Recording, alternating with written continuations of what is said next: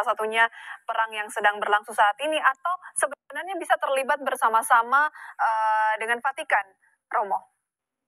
Ya, nanti kan Bapak Suci akan mendengar aspirasi kan dari tokoh-tokoh yang diundang Bapak Presiden dan dalam dialog dengan Presiden, dan juga tokoh lintas iman di Masjid Istiqlal.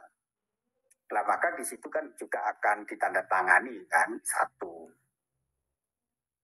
misi khusus ya menurut saya, yaitu mengenai perdamaian kan, dan seruan bagaimana dunia ini bisa damai, aman, tentram, dan itu kan sumbang besar bagi Indonesia untuk dunia. Baik, yang menarik juga nih, Romo, ada Uskup Agung Ignatius Suharya. Ini mengatakan bahwa Paus Fransiskus secara spesifik ingin mempelajari Islam di Indonesia yang berbeda dari Timur Tengah katanya. Tanggapan Romo soal ini bagaimana? Ya betul, memang. Jadi menurut saya Bapak Suci bisa membedakan bahwa Islam di Indonesia itu adalah kultur Indonesia. Islam jadi rahmat bagi semua umat manusia yang ada di Indonesia. Islam yang mampu mengayomi, melindungi minoritas, dan bahkan Indonesia itu negara demokrasi terbesar yang menganut agama Islam. Dan itu yang ingin dipelajari oleh Bapak Suci Fransiskus, bagaimana Islam yang mayoritas itu bisa hidup berdampingan dengan yang minoritas. Tetapi juga Bapak Suci juga mengenal Pancasila itu.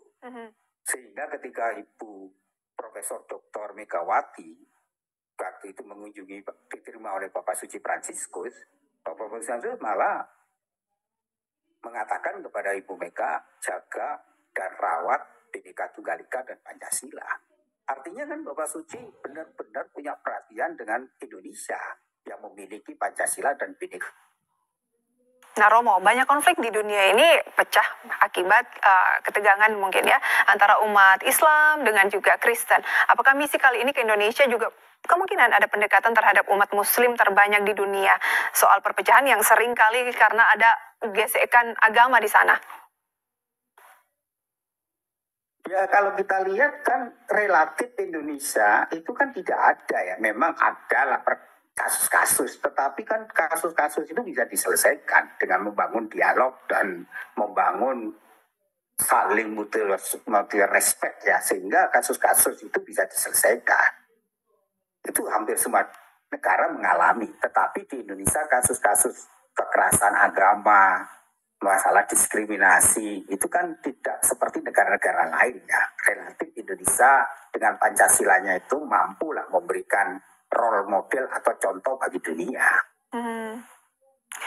Baik, lantas Romo, ini juga menarik nih. Paus Fransiskus kan di Indonesia menggunakan plat CV1. Nah, ini artinya apa, Romo? Apakah memang langsung dari Vatikan atau bagaimana? Ya kan itu kan protokoler ya, ngatur saya nggak paham gitu. Kan sebelum Paus datang kan pasti ada protokoler antara Vatikan dan pemerintahan Indonesia, dalam arti ini seknek ya, mereka yang mengatur semuanya. Kalau hal-hal seperti ini saya nggak begitu paham ya, pasti itu ada wilayah di mana ketika tamu negara apalagi pemimpin besar dunia pastilah akan mendapatkan yang namanya keistimewaan. Tapi Paus kan nggak mau mendapatkan keistimewaan. Bahkan mobil aja memilih dia yang sederhana kan. Itu memang sifat karakternya dia.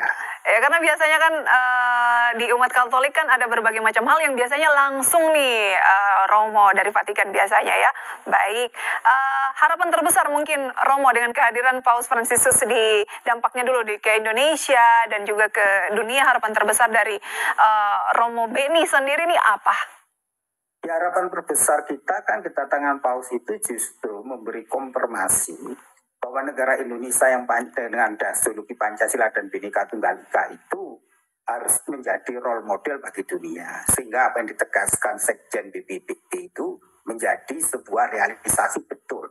Dan Bapak Suci menyaksikan sendiri dengan mata hatinya.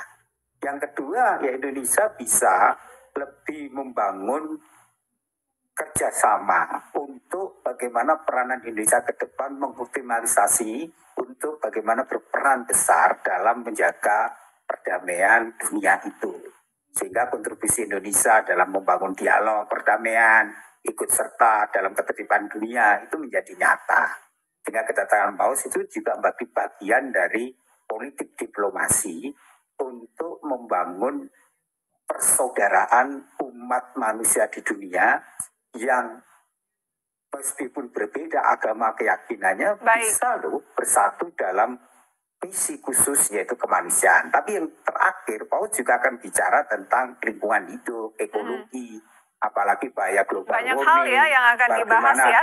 Dunia ke depan ini mampu menjaga ekosistem alam semesta.